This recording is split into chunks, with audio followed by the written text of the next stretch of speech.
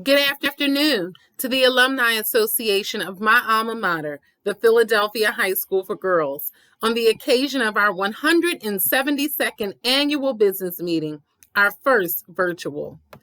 I am Councilmember Katherine Gilmore Richardson, and it is my humble honor and privilege to join you this afternoon. First, I must thank our Board of Directors and officers, most especially Marcia Hinton, our Executive Director, and Tiffany Wilson, our Second Vice President. Thank you for your service to our alma mater and your service to the Philadelphia community at large. When I received the invitation to join you this afternoon, I was elated.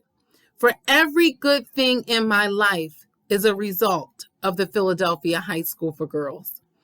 I would be remiss not to mention 3 women who left an indelible mark on me as a student and alumnae of the Philadelphia High School for Girls. Women who exemplified and continue to exemplify the intangible spirit. First, my high school principal, Dr. Geraldine Miles.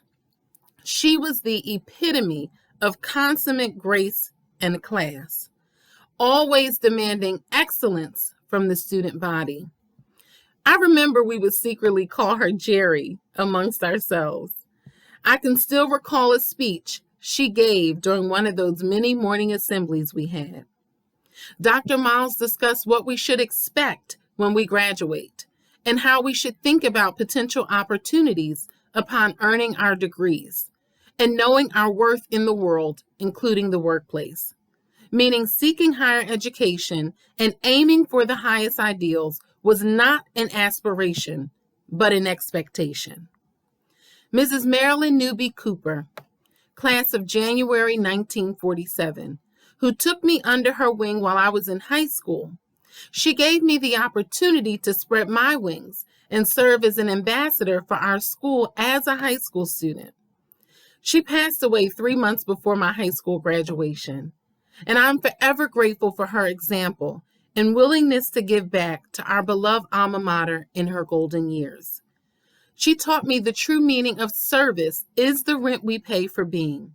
It is the very purpose of life, not something you do in your spare time. Lastly, I'm forever grateful for the guardian of our history, the little lady who always could, Mrs. Dorothy Kappenstein. She was an incredible woman who possessed a boundless desire to elevate our distinguished history and support students and alumni. I had the pleasure of working with her closely over the years, and I remember her always saying, well, in my old age, although she was emailing me and consistently working for our school as if she was half her age. I truly miss her, and I know she is smiling down on our virtual meeting today. I bring greetings to our new principal, all the teachers and staff who have had to pivot and adapt in this moment. I say thank you for your service. As a mother of little people, a 3-year-old, a 5-year-old, and I'm raising my 14-year-old bonus daughter, I recognize the sacrifice you all are making. So thank you so very much for your service. To all of our alumni and guests on this call, this year has truly been unprecedented. I don't think any of us could have imagined at the beginning of the year that we would be in the midst of a global pandemic and multiple crises all at once.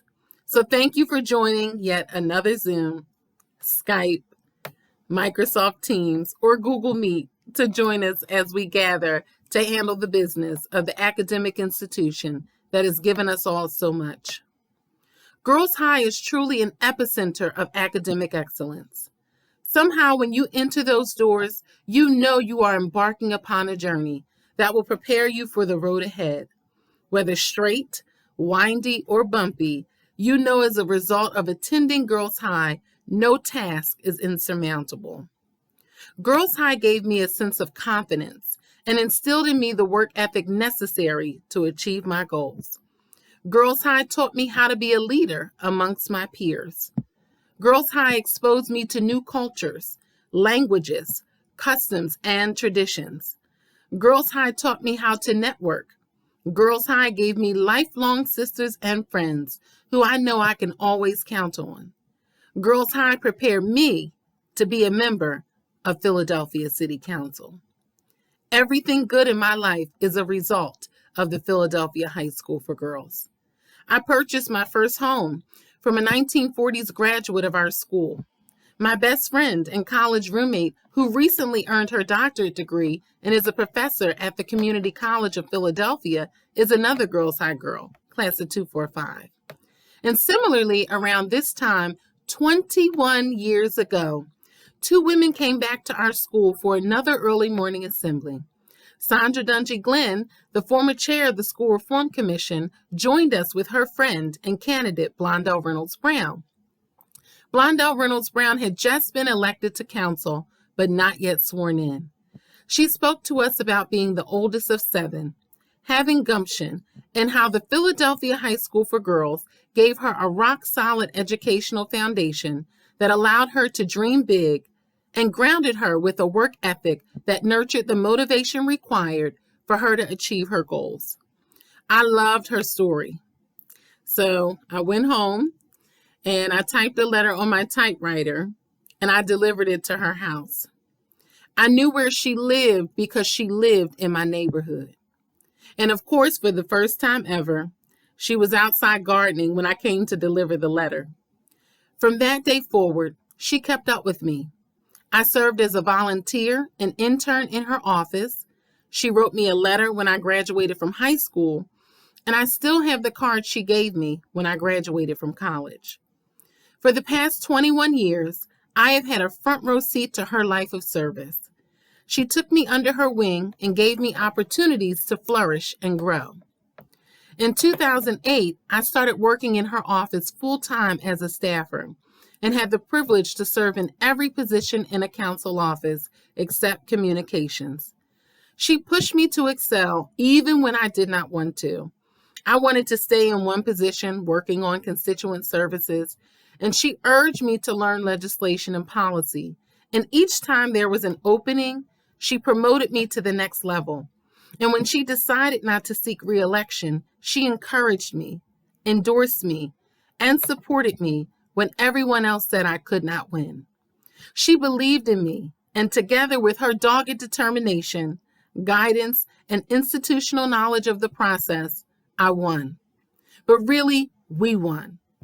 Although she was choosing to depart from City Council, she paved the way for another Girls High girl to take her seat. I am forever grateful for her example, for always demanding excellence be a habit, for insisting upon follow up and follow through, and teaching me if it's not in writing, it does not exist. Insisting I always carpe diem, or seize the day, and showing me that family has to come first. She was the only woman serving as a council member at large for 16 years, and the only woman in leadership for 8 years, and she did all that while raising her daughter and taking care of her mother. I'm so honored to be serving in her seat, and in fact, I have her same office. Without Blondell Reynolds Brown, there is no Katherine Gilmore Richardson, the youngest Black woman ever elected to Philadelphia City Council, and the youngest woman ever elected to Philadelphia City Council citywide. I proudly stand on her shoulders and her example that our true measure of success is when we must lift as we climb. In the example of BRB, Dorothy Kappenstein, and Mrs. Cooper, I have a mentee from the class of 263. She attends Morgan State University. I met her when she came to City Hall for a tour with the judge who, of course, you guessed it, is a Girls High girl. This summer, it was my pleasure to welcome her back to my office as a paid intern. We kept in touch very often, and I was proud she was able to attend my inauguration in January. And in fact, she'll be with us today as we serve the community. So the legacy will continue. Now I have to create opportunities for the women who will come after me. So I'm very intentional about creating opportunities, but not just in my office. That's why I'm so focused on career and workforce development, education and training. We need to create strong pipelines of opportunity, regardless of your background, and to allow more people to find success. In Philadelphia, your zip code determines your life expectancy, and that is not something that any of us can accept. I'm working with our Commerce Department on improving opportunities with the trades, and with nonprofit partners who are working hard to train and support those who have significant barriers to entering the workplace. Our city will only thrive when all of us, have real educational and economic opportunities that are family supporting and sustaining. The education, both in the classroom and outside of it, that I received at the Philadelphia High School for Girls and our wonderful network of alumni has made the difference in my life. And I want to make sure that I'm working each and every day so that every young person in the city of Philadelphia will have the same opportunity and experience that the Philadelphia High School for Girls gave me. So thank you so much again for having me. And although we are virtual, be sure to meet someone new. Hail to our alma mater. May her glory always be our pride. Thank you.